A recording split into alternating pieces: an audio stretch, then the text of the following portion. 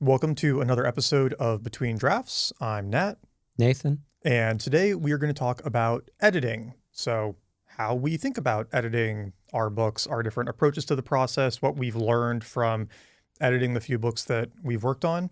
And we're going to give a little bit of updates on where our books stand right now, too, because since we did that. And the last couple episodes have been very procedural, tactic-y. This one will be a little more chill, natural flow. So excited to dive into all of that.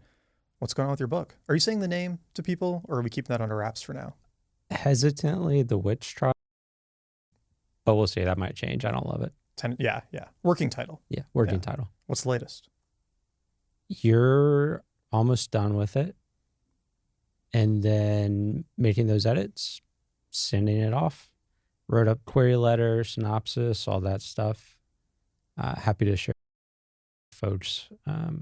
Maybe we can add those to the last episode just as a resource. Yeah, good idea. And then we'll see what happens. Yeah.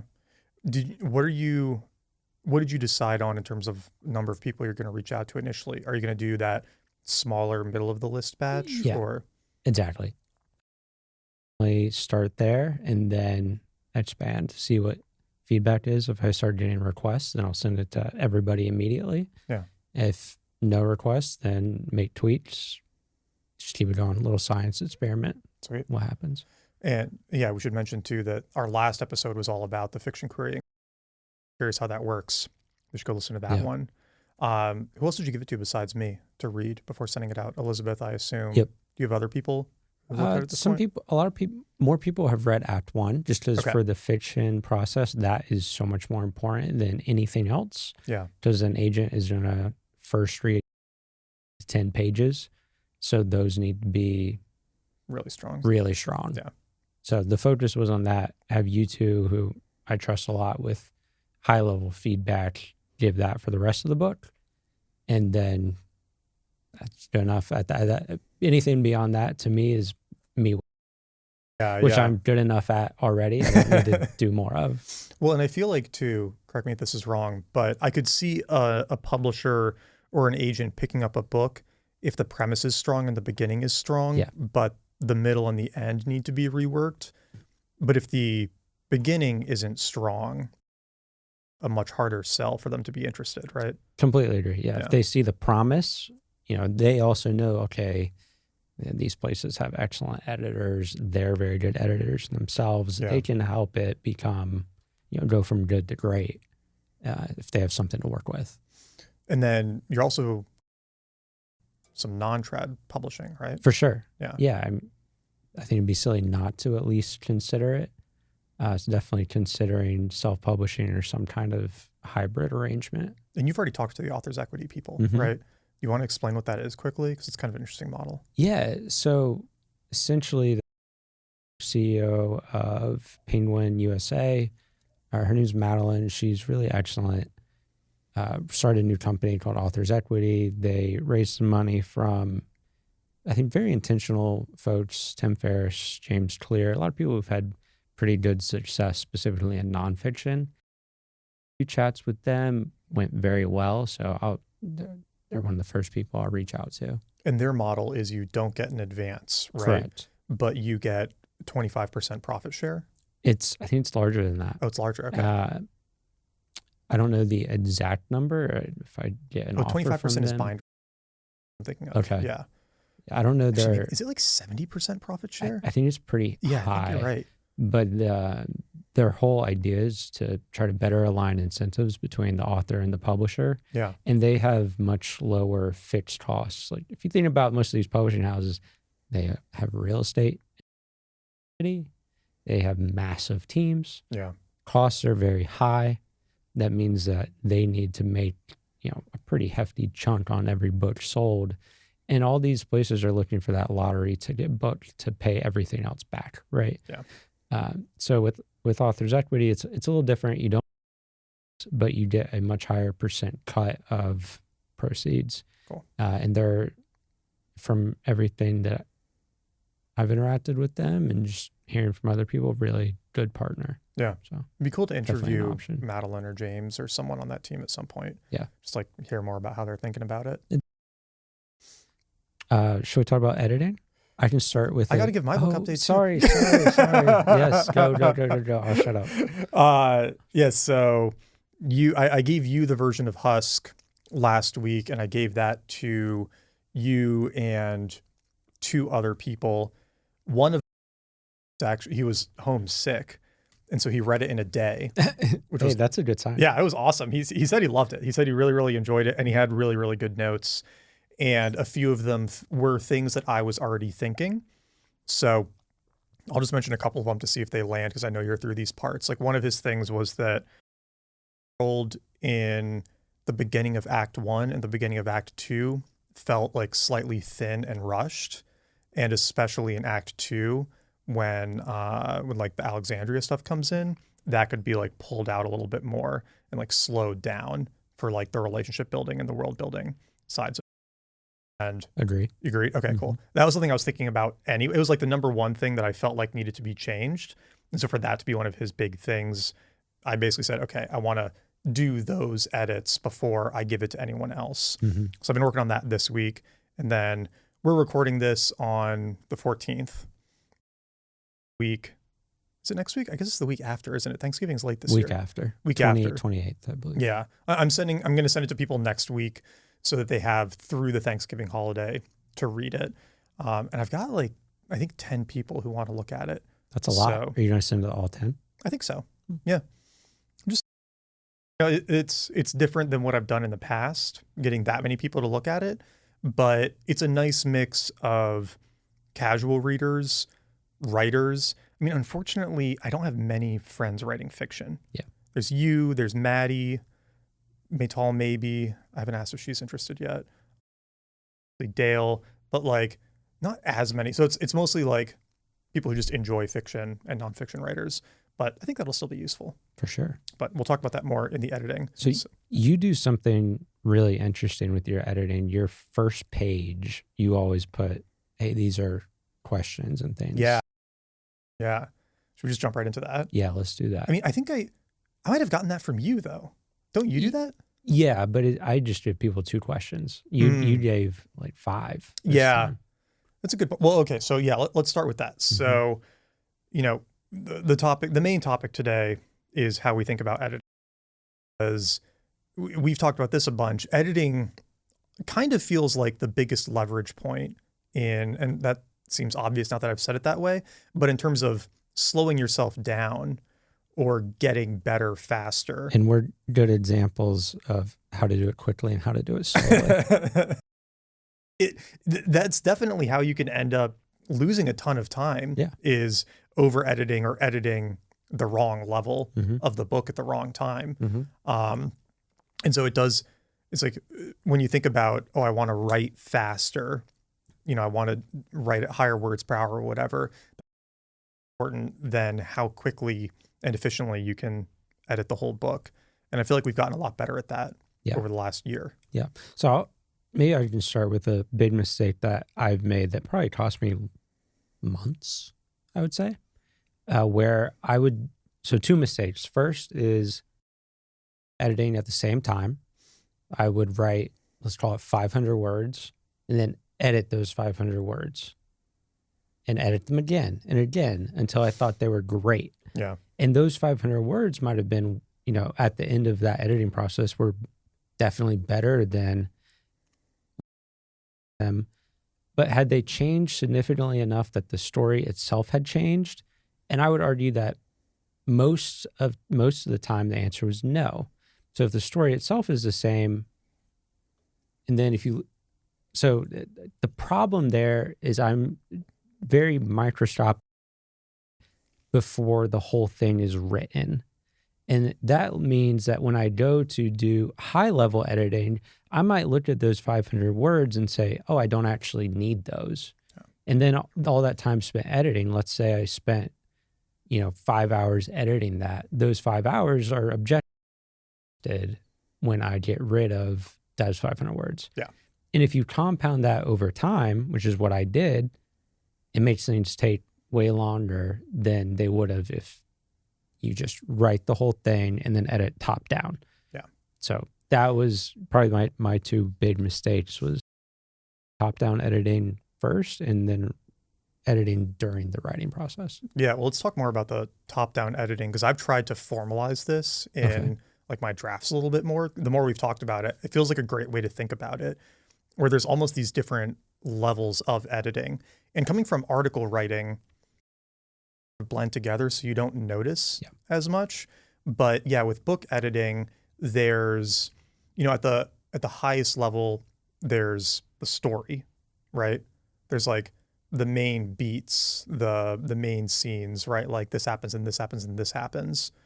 And then below that is probably the prose, right? Yeah. I feel like there's something else in there that I'm missing. Say those again. I wrote this out the other day. It was like story, prose. See, I said scene, act. Oh yeah, maybe that's more of what it was. It was like act, scene, story, scene, prose, and then like grammar and punctuation. It was something like that.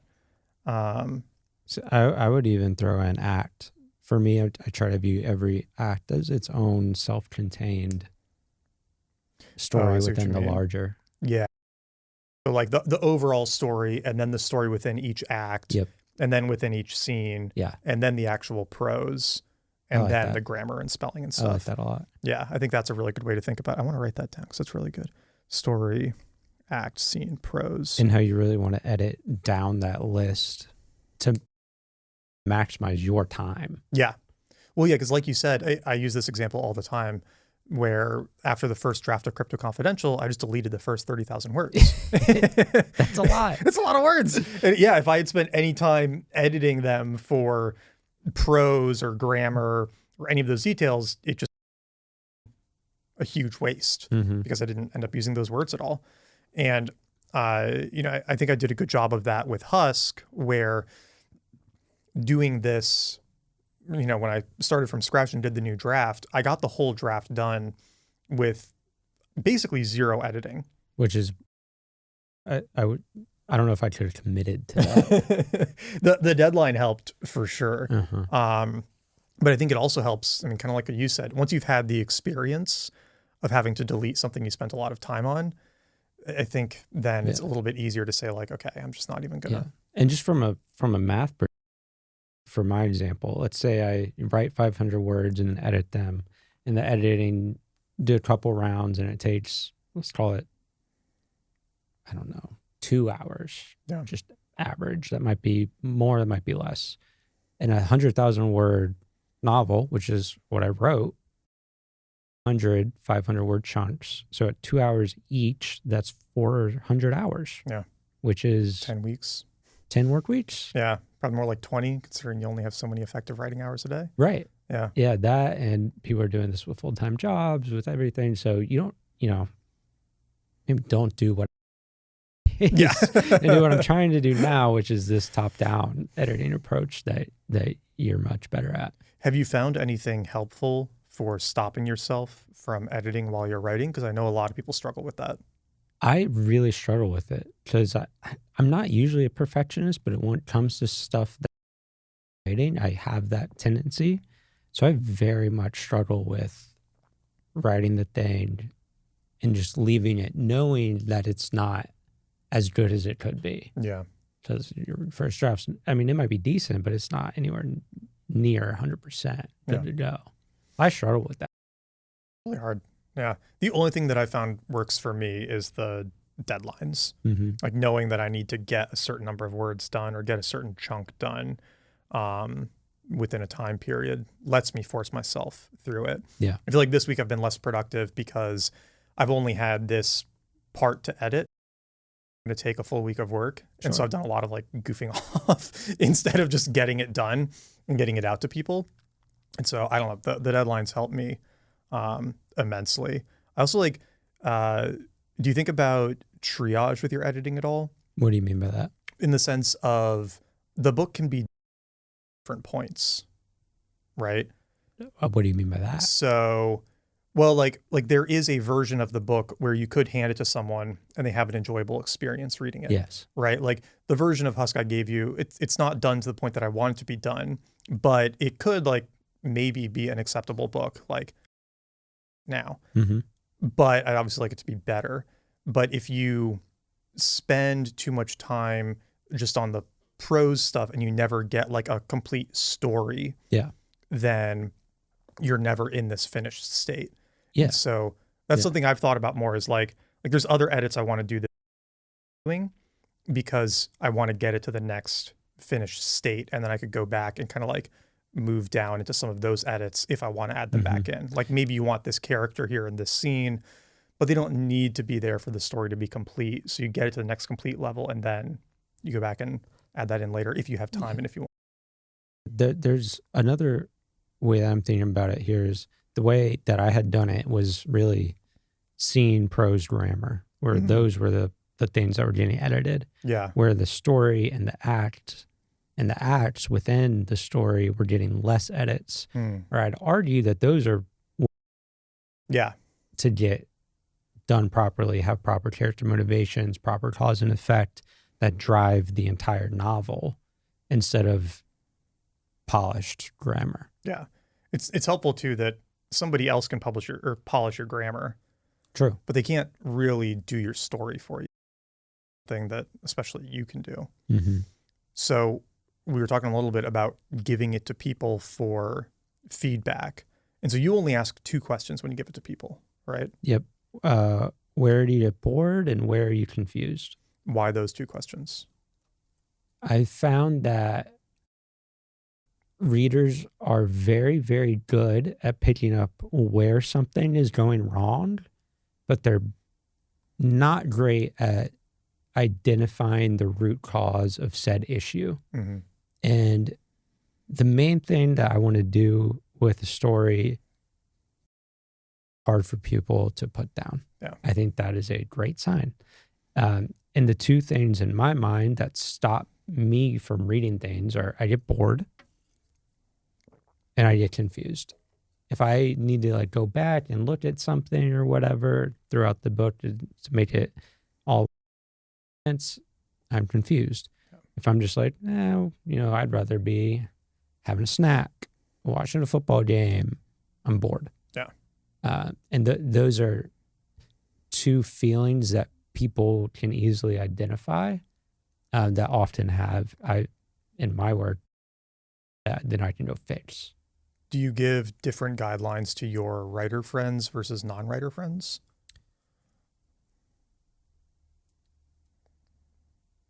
No. I think I implicitly trust writer friends to maybe have a different level feedback when it comes to more technical stuff. Yeah. But I think people who read often have a good sense for what is working and what's not. Yeah. Even if they don't write themselves, they still can kind of intuitively look at a story in that way. Yeah. Often surprisingly well, even if they haven't written something like that themselves, they still have a good sense for it. Yeah. The other thing that's interesting too is sometimes it like something can not work, but it doesn't totally break the story.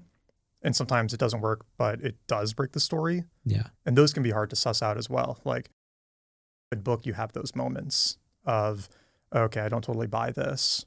There's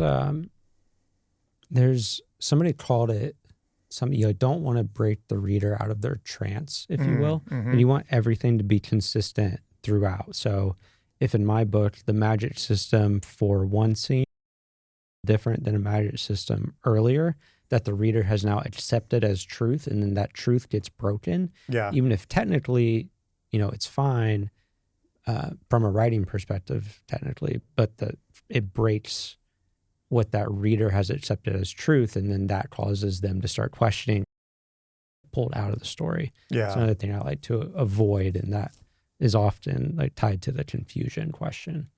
When do you give a draft to other people for feedback? Because this is something I think that we have different philosophies on.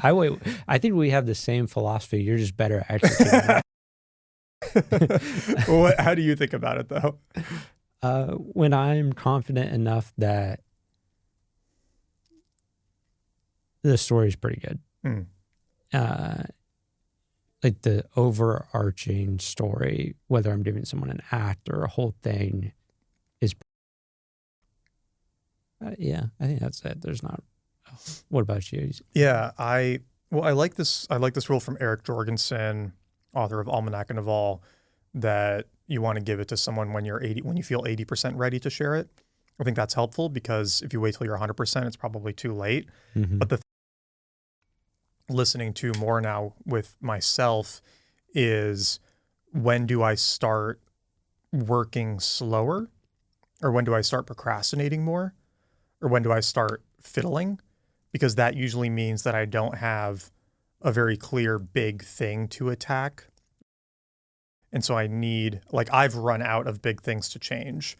And so I need somebody else to take a look at it and point out if there are any more big things. Otherwise, you're going to find yourself working on those, the prose and the grammar Exactly. and things like that. Yeah, because like the big thing I'm trying to figure out with Husk right now is, does this need significant more work on the story side? Mm-hmm.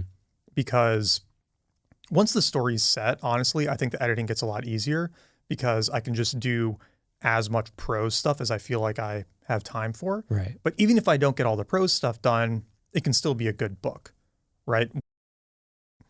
And so I'm trying to get all the big story feedback I can, make sure all those holes are plugged, make sure all of those, scenes and beats are in place before I move on to the lower level things. If you change something in chapter 4, changes something in thus changes something in chapter 29, and it's kind of a cascading effect if the story part isn't nailed down. Yeah, and that's what was helpful about yours and my sister's and a couple other people's feedback when I just gave you Act 1, because you all had pretty similar feedback on a few pieces of it. You all mentioned that the hunting scene felt out of place. Mm-hmm. And so I was like, oh, okay, cool. Just delete that, put something else in. And that's 3,000 words that I otherwise would have edited that great I'm glad example. that I didn't. I'm trying to think, what are the other questions that I include on my cover sheet? Well, actually, if you have it right there pulled up. I mean, put it on my phone too. I will say that having those specific questions when you send your draft to people for feedback is so helpful, because if you don't clarify what you want the feedback on, you'll often get grammar edits and misspelling edits. And it's like people are doing it with a really good intention. They're really trying to help, but it's also like the least helpful thing. And if their mind is turned on to those problems, they're going to miss the bigger problems. So you almost have to intentionally tell them to turn it off and just focus on these other aspects. Maybe hey, I know my grammar sucks and the spelling might. Yeah, I try to undersell that part of the book in the cover sheet. I'm like, there's going to be rough prose and broken grammar and stuff. Don't worry about it. We'll fix that later.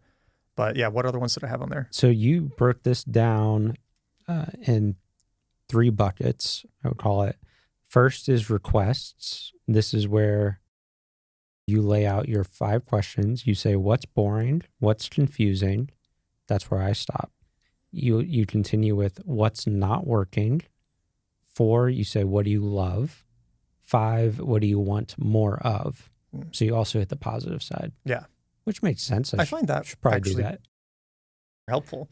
And actually I got that from you, because the first time I gave you Crypto Confidential for feedback, the email that you sent back, you broke it out by what I love, what could maybe use work, and what definitely didn't work. I think those are the 3 sections.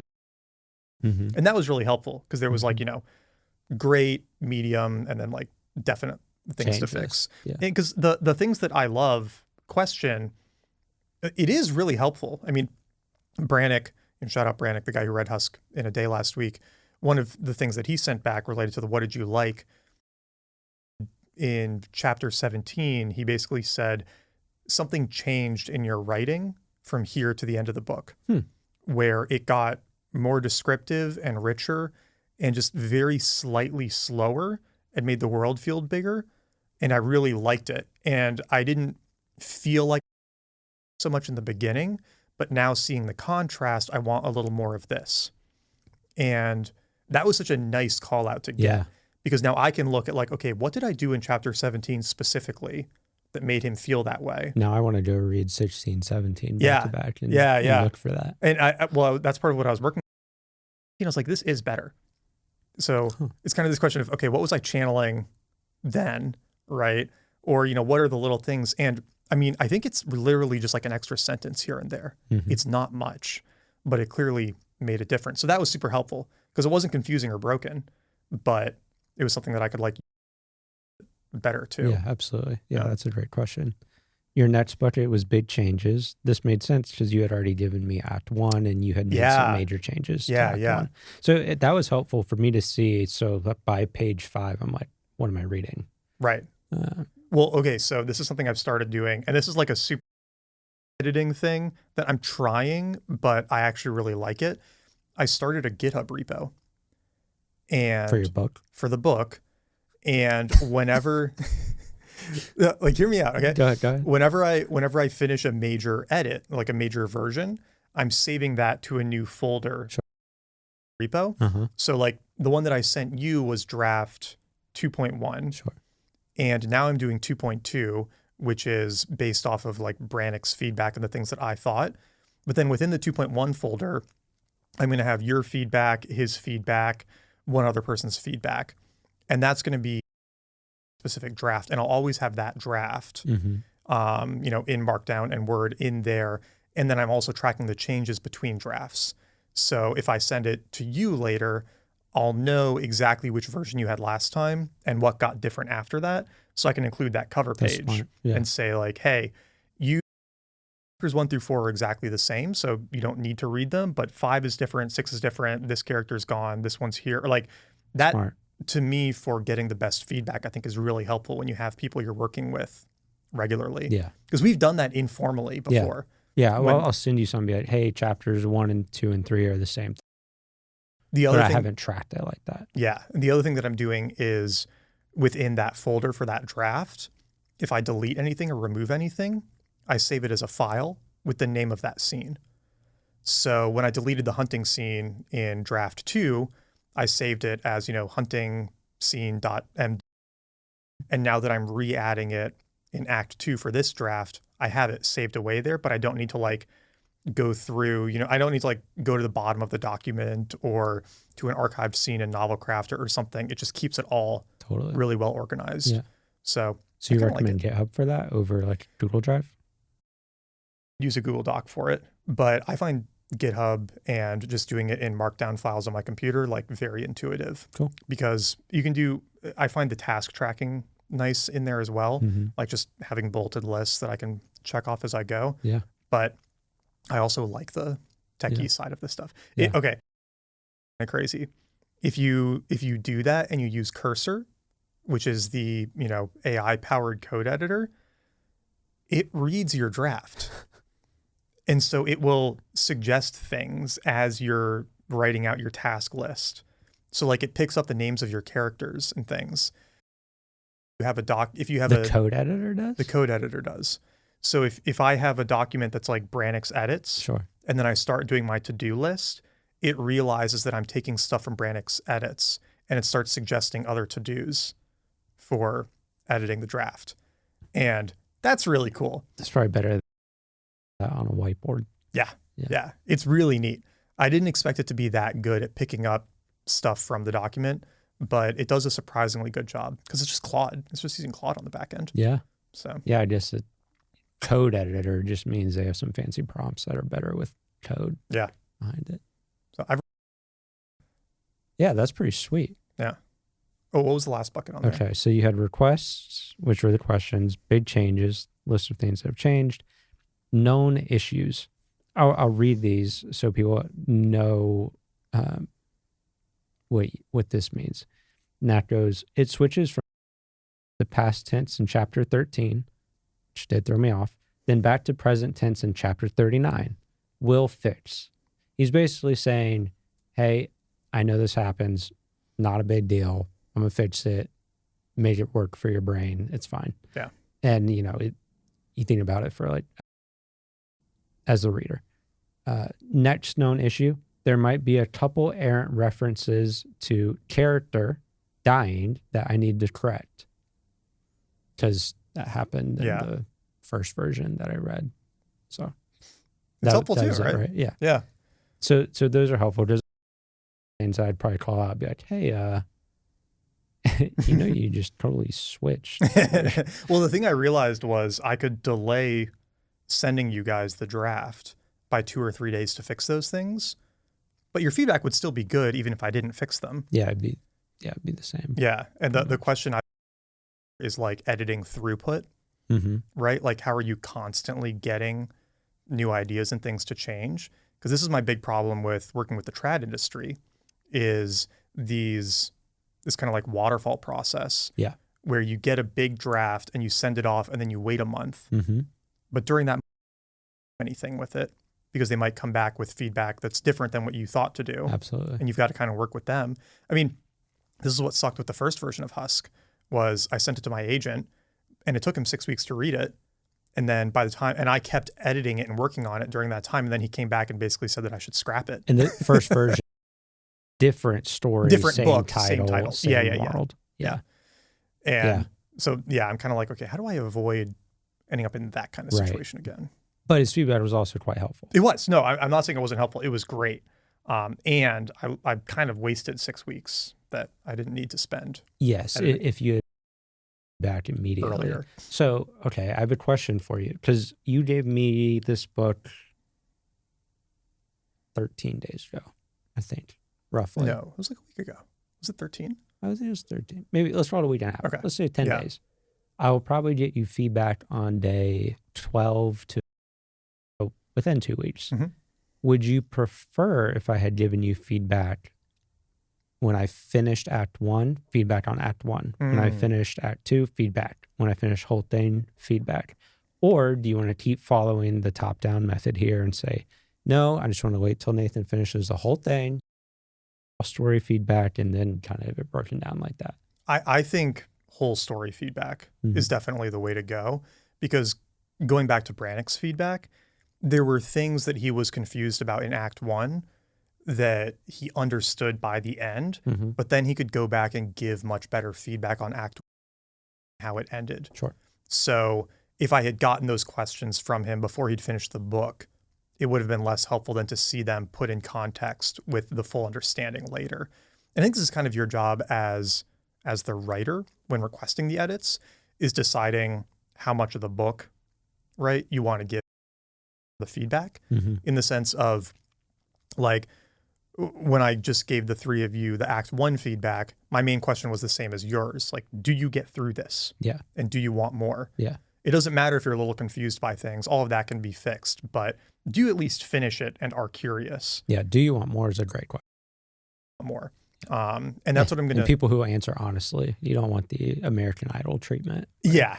If somebody comes back in a month and they only have a couple edits and they say, yeah, I'll take some more, it's like they don't actually want more. Right. They didn't finish it for a reason.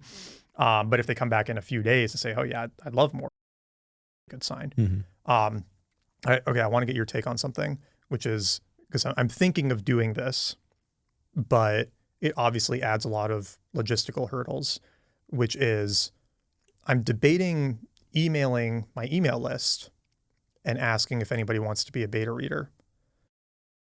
Survey. I thought about doing something similar. Yeah, so I would make it require a little bit of work, right? Because if everybody could just reply yes, then you're going to have way too many people to manage. But a survey where it's like, what are your favorite sci-fi books? You know, what do you questions like that, and then taking, call it 25 or 50 or whatever, and then sharing at least parts of it with them for feedback, because it would be cool to get more feedback, especially from people who you don't have as close of a relationship with. But it obviously could add a lot of noise. Yep. Could add a lot of logistical hurdles. I think it's a good idea, but not right now. I would wait until you have a, let's call it, draft that you think is one version away from final. Yeah. And then that's the draft I would. Then I think you're going to get much more condensed, consistent feedback across. And I think if you're sending it to that many people, what becomes interesting is where everybody has the same feedback.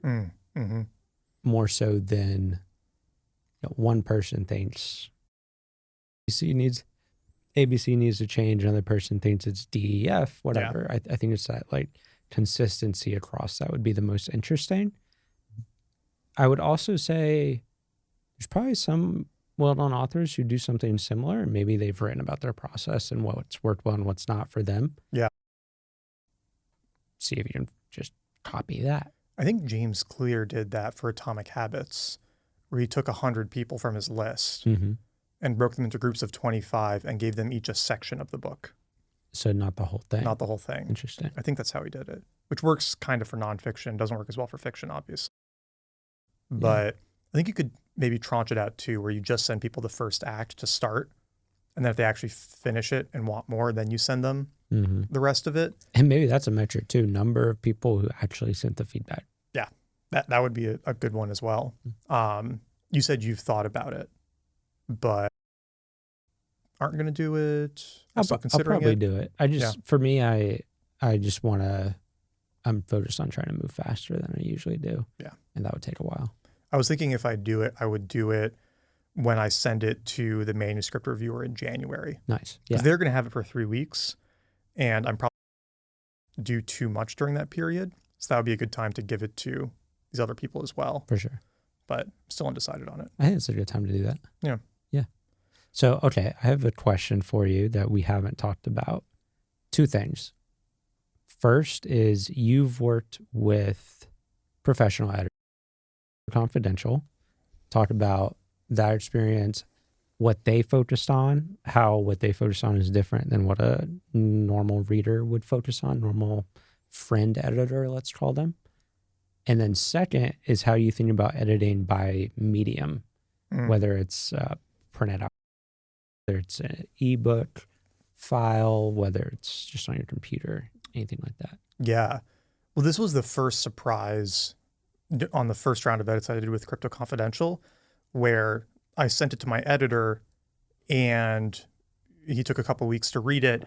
And then he just sent back an email, which at first threw me because I was expecting a marked up document. And so at first I was almost a little annoyed, right? Like, oh, you're just going to send me an email.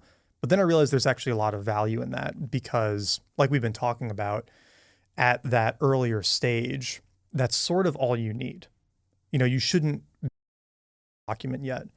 And other people shouldn't be marking up the document for you. It should be this pretty high level, like this character arc doesn't make sense, or like this person disappears, or you got to like tighten up this section, or maybe delete these couple chapters, right? Those really high level things. Like that was actually very helpful. And he didn't do actual document edits with comments and things until the second or third version that I gave him. And then by that point, we were getting into these lower meta levels of the editing. And so I think I got a little bit of that idea from him too, because again, that was just like very helpful to realize that that feedback I needed. And I think in the very first stuff that I sent him 3 chapters, and his feedback was basically just keep going, which was also very helpful, right? Encouraging too. Yeah, encouraging. He was like, I have questions. There are obviously some things that need work here, but like, keep going. Like you're on the right track. Just get the draft done. That to me. So that was actually very helpful feedback to get too. And then by medium, when I realized we could just like load our documents onto our Kindle and read them, I mean, that's been so helpful. Yeah, it feels way more real. It feels way more real. I think reading it on a Kindle, at least for me, interrupts a little bit of the editing brain, where if I have the physical book printed out in front of me on 8.5 by 11 paper, there's a much stronger temptation to mark things as I'm going. Like little things. Little things, yeah, which breaks you out of the flow, right? But I don't know how I've been doing it when I read it on my Kindle is I just have the Notes app on my phone open and then like my phone off. And when I get to the end of a chapter, or if something really comes up during a chapter, I'll just make a note of it. But so then I only have 1 or 2 things tops per chapter. And then by the time I'm done, I'll type out like my on what I've read. And that's really helpful for, I think, staying focused at the right meta level of the editing. Whereas if I'm in Novel Crafter or in Docs, reading it and I can tweak a comma here and there, I'm going to do it. It's really hard not to. this week trying to expand the beginning of Act 2. It's like I start tweaking little bits of dialogue and I have to keep reminding myself, no, that's not what we're doing right now. Like we're sticking to the story, the structural edits. Yeah.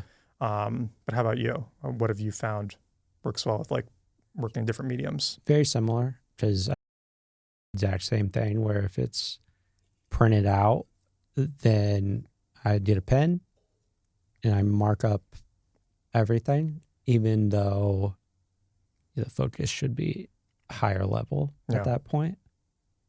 So yeah, it's similar. I've been really enjoying the Kindle. I'll just highlight and use that as a way to remind myself of what I meant to like share with you. Can you do that? Can you highlight? Yeah. Where does it save it? You can just like view highlights. You just view highlights? Oh, yeah. That's good to know. Okay. At least that's how my Kindle works. Yeah. I'm using a Nooks, Books, Boox. Yeah. For it. I just have that separate from my normal Kindle. So I bet it works in that one too. Probably. Yeah. It feels like a pretty simple feature. Plus then you save the $40 of printing it out at UPS. That's true. Which is a plus. Yeah, that's actually really nice, especially if you're sending it to 10 people. Yeah, seriously. Yeah. Do you read it out loud at all? Yeah, sometimes, especially dialogue. Yeah, makes sense. I found that was super helpful for me. Well, I realized it too late. When I did the Crypto Confidential audiobook, reading things out loud, I caught stuff that I hadn't caught. Because it forced you to read it out loud. I caught at least a dozen things that we had to like quickly edit before it got to the printers. So I wished I had done that earlier, and I'll definitely do that in this before I send off the like final. And with everything, not just dialogue. Yeah, just the whole book. I think you end up having to focus on it a little bit more when you're reading it out loud. You can't skim over things or skip over things. And if something comes out weird, you're going to notice that. Yeah. And be like, different part of your maybe brain. That sentence feels odd. And at that point, you're on the prose and the grammar. So that's a good time to. Really. How do you do your prose editing? Because you did a decent amount of that in one of the last drafts, and it had a really noticeable impact. So what does that process look like for you? I think first was recognizing that my prose could be a lot better. So in that and saying, all right, how do we improve this from ground zero? Yeah. And, I think books today and books in the past have different strengths. Just talking very high level. I think today does a really good job with pacing that is hard to put down. Yeah. I would argue that books from 100 years ago might have had better written prose. And I think those two things sometimes feel like they're at odds with each other. So it's a bit of a challenge to, I'm trying to, but we'll see if it works. And so it was going and looking at like a Steinbeck, C.S. Lewis, those type of authors from a while back, and doing a lot of copy work and seeing, okay, this is, these are the different technical things that they're doing when these 2 to 3 people are having conversations. This is how they, when there's this big scene going on, this is how they focus in on one moment and make you like go from like full to the boom. Like, this is what I want you to focus on. Yeah. This is the thing that really matters. And, there's different ways that they do that I was trying to incorporate more and more into my writing. I think copy work is a wonderful way to figure that out. I will sit down. I have a different notebook that's full of it and just write paragraphs and paragraphs of what they've done. And then a very important thing afterwards is to go back and look. And it's kind of, what was it called when, like in high school, we had to read a book and take notes or whatever? Annotate. Annotating what they're doing, and just on a very technical level, and seeing that over time. And then within my own stuff, I start to see when I'm doing the prose and the grammar levels, like, oh, this is, even though it's an extremely different scene, this technique might work really well. Yeah. And you start to pattern match like that. So like very specifically, would you sit down and do 2 pages of East of Eden and then start editing your work? Yeah, Like it's a great warm up. And so there's other things. So when I'm looking at how I edit an opening of a scene or an act is very different than how I edit the middle of it, because I'm trying to accomplish different things. Yeah. In the opening, I'm trying to establish who's there, what do they want, and like immerse the reader in that experience. Cool. So for that, I'll find places that do that extremely well and practice that specific skill. Okay. Another example is group dialogue. I think group dialogue, because it's not just a back and forth conversation. You have 3, 4, 5, 6 characters who you got to keep everything straight. It needs to be clear what's from what, and it can't get boring. It's not just, a little superficial conversation. Yeah. Right. So do that still, group dialogue as a skill. Where's done that well?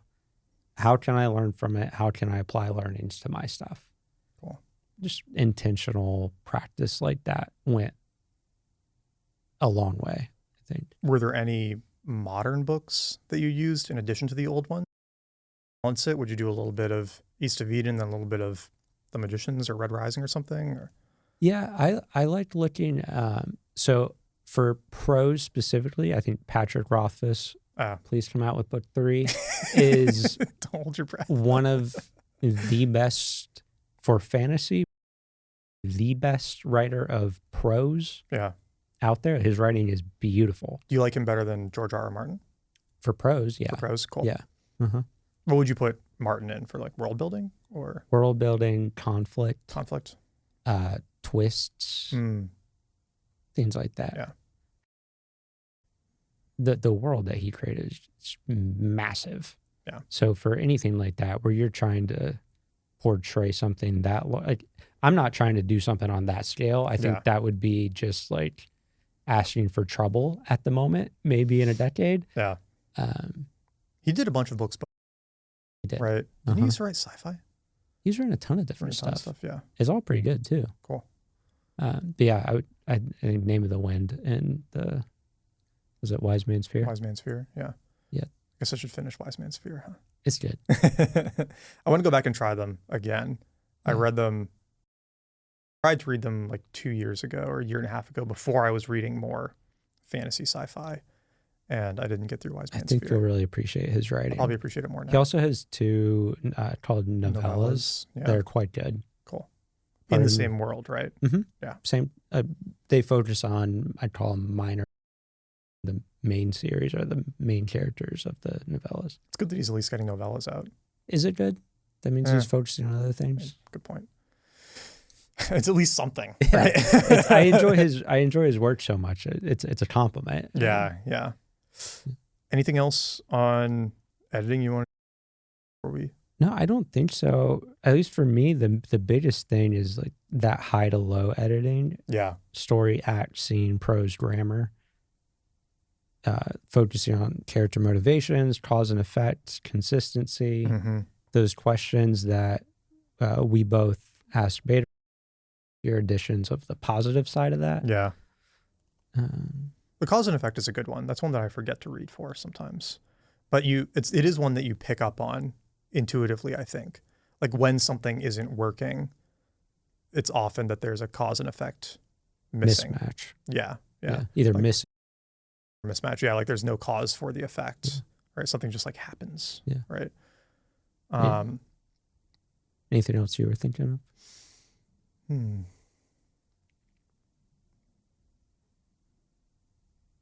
I guess the only other thing I'd say is if you're sending your stuff to people, really one of the hardest things to find and filter for is people who will be honest with you.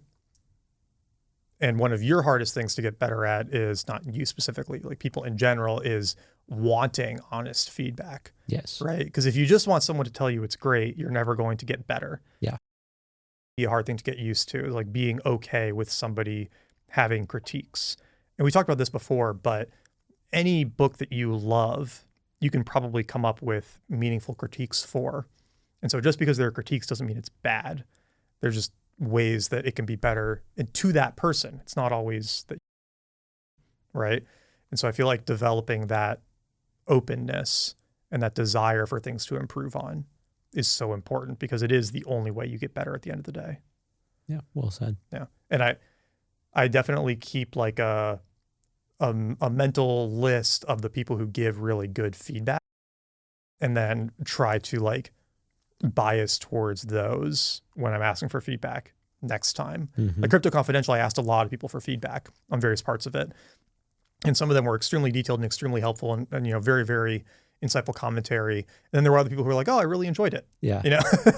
Which we hadn't met super long ago, and you gave me the first couple chapters. Yeah. And there was this one character that was really bothering me, and I was like, for some reason, I just don't like this dude. I don't care about him.